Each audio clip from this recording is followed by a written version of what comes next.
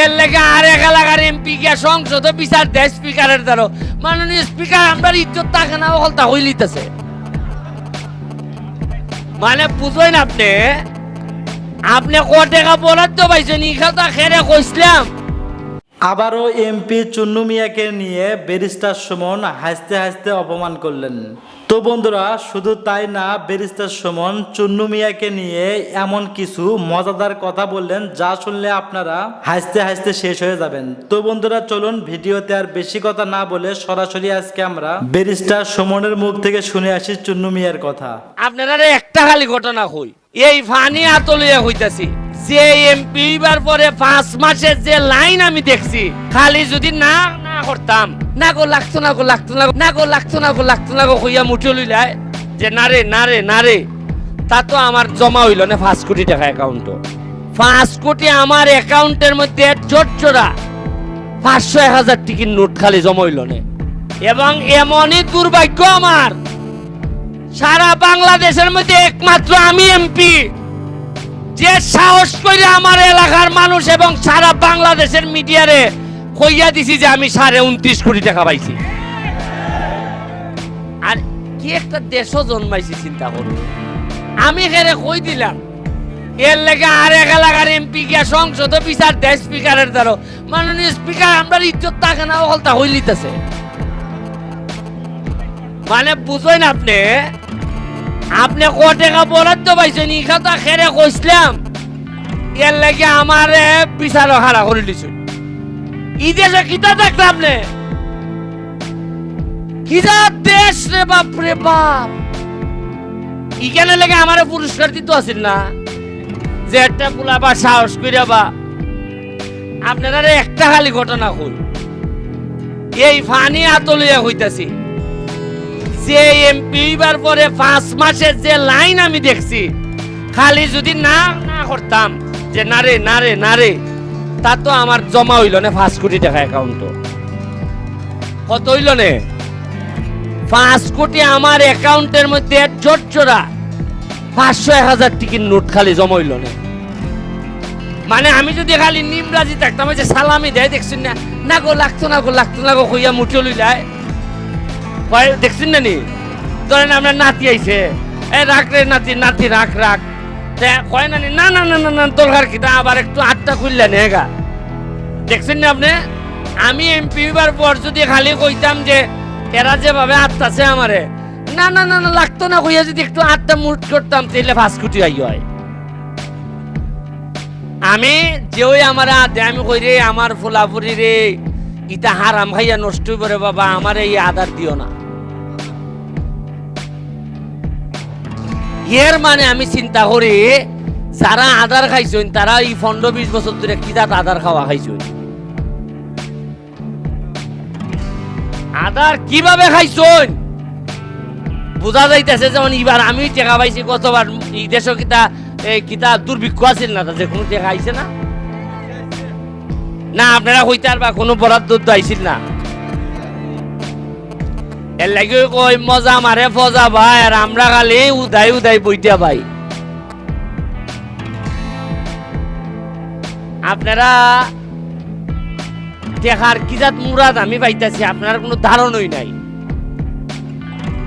সরকারের টেকা বরাদ্দ পাইতাছি, নিজে যা রুজি করতেছি। আমি কথা দিছি যে যতদিন আপনারা আমার এমপি হিসাবে রাখবা ততদিন আমি সারা পৃথিবীর কোন জায়গার মধ্যে 100টা জায়গাও রাখতাম না। বাড়ি করতে পরে ঢাকা, আমেরিকা, লন্ডন, পৃথিবীর কোন জায়গা 100টা জমিও আমি কিনতাম না। এখন আমারে আপনারা দায়িত্ব দিচ্ছেন 7 লাখ মানুষের ভাগ্য বদলাইবার লেগিয়া, আর আমি যদি ওকা শতক জায়গা কিনা ধরি তাইলে আমি আপনার ভাগ্য বদলাইব কোন সময়? আর আমি তো নির্বাচনের আগেও কইতাম ভাইসা রাজনীতি কিভাবে পেশা হয় মানুষের। যে বেটা তাবিজাতি করে এ বেটা তো তাবিজ দিয়া রুজি করে না, কিন্তু সেবা করার নাম দিয়ে আমি আইলাম যে ভাই আমার একটু ভোট দেন, দিলে আমি আপনারা সেবা করবো, তে বুটে আপনারা আমার নেতা বানাইবার পরে আমার অর্থ টাকা হয় কেমনে? কিতার লাগি? তে তো বোঝা গেল সেবা তুমি তোমার নিজের ভালোই করছো। আমি এইবার 9.5 লাখ টাকা লইয়া নির্বাচনে নামছিলাম। এখন আগামীবার 5 বছর পরে যদি আপনারা উন্নয়ন হিসাবটা, যে এইবার তো ব্যারিস্টারের হিসাব দিছে, গতবার আসিল 5 বছর আগে আসিল 9.5 লাখ টাকা ব্যাংক, এবার ব্যারিস্টারের হিসাব দিছে 9.5 কোটি আছে। তে আপনারা মনটায় বাড়ি কিতা মারবো? হ্যাঁ ওই ওই ওই হ্যাঁ, আর যদি 9.5 লাখের নিয়ে কি আগামীবার যদি দেখা যায় 5 থেকে 6 লাখ আছে, আমি তো আপনার ফুলা সুমন এমপি হইলে আমি সংসদও আছি কেন কিতা? সংসদে যে বেটায় চিনে না এ বেটায় আমার এমপি হিসাবে কইব বা এমপি সাহেব আইছো। ইখানে তো আপনারা আমার দাফন খাফনের মানুষ, জানাজার মানুষ। আর এমপি কিতা 29 সালের পরে যদি না থাকে আমি তো জায়গার পক্ষে জায়গা জেমগিয়ে নানি। এবারে কিতা মানুষে কব বহুত বাড়ছিল, বাপরে বাপ ওই এমনি যাইমু আমি ডাকলে উনতো না কেউ। আমি তা বুঝি মানুষের হৃদয়ে জায়গা না নিলে চেয়ারের মধ্যে জায়গা লইয়া শান্তি হয় না। জায়গা নেওয়ার লাগে মানুষের কলজাত হৃদয়। ধরেন আমি যদি 29 সাল পর্যন্ত এমপি তাকিয়ে যদি আপনারা পালা করে সেবা করি, আপনার মন জয় করতাম পারি, এরপরে যদি আমি এমপি না হওয়ার হই, আমি এমডি আইলে পরে ডাকিয়ে নেশা খাওয়াইতেন আপনারা আমারে। আর যদি খাম কাজ না করি এমপি মন্ত্রী আইলো এমডি যাইমু, আর আপনারা সাইডিটা করবা ইয়ে উজু করে লাই লোকের মিস্তে ঘুরে লাভ নাই।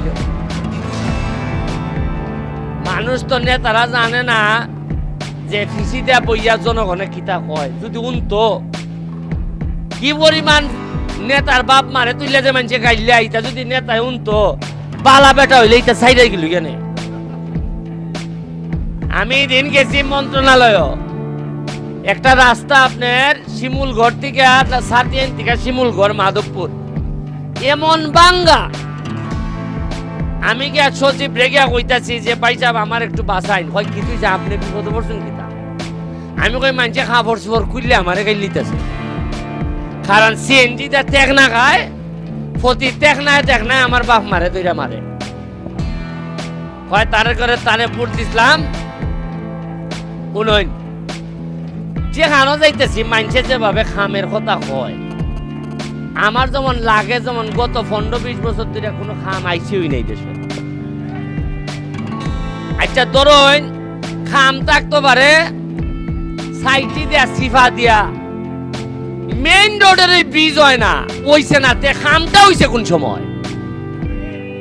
ধরেন আমি বুঝলাম যে মেইন রোড হইয়া শেষ, আর ব্যারিস্টার তুমি আইছো মেইন রোডও তো খাস নাই রে বাবা, সিফাই সাফাই দেখো কুস্তা আসেনি করার। হ্যাঁ সিফা সাফাই তো আমাই তুমি পারতাছি না ভাইসা, মেইন রোডে আমারে তাফরাই লিতেছ। ইটা কাম করো, ইটা করো, ইটা করো। তা আমি কুম্বালা আমি কইছিলাম নি নির্বাচনের আগে যে আমার মাহবুব ভাই যদি জায়গাও তাও আমার লেগে 2 বছরের খাজানা নামাজ রেখে যাইতেছে। কইছিলাম নি আমি ওই আমি উনকা খাজা নামাজ পড়তেছি।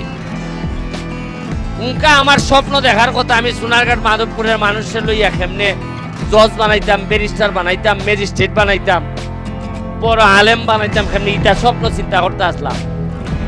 আমি চিন্তা করতে আসলাম আমার মসজিদ কিভাবে 10 তলা হইতো, মন্দির কিভাবে উন্নত হইতো, আমার মসজিদ মাদ্রাসা কিভাবে বড় একটা 75 লাখ 5 কোটির একটা বিল্ডিং আনতাম, নিতা চিন্তা করতে আসলাম।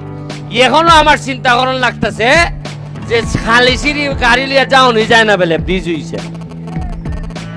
আগেন তো খালি সিঁড়ি আইতে হয় না, এরপরে মাদ্রাসা বানাইতে হয়। আচ্ছা আমি একটা জিনিস বুঝি না, আপনাদের একটা ছোট বিচার দেওয়া যায়। আজকে 7 তারিখ নির্বাচন হয়েছে জানুয়ারির, আর আজকে চলে কয় তারিখ? জুন মাস,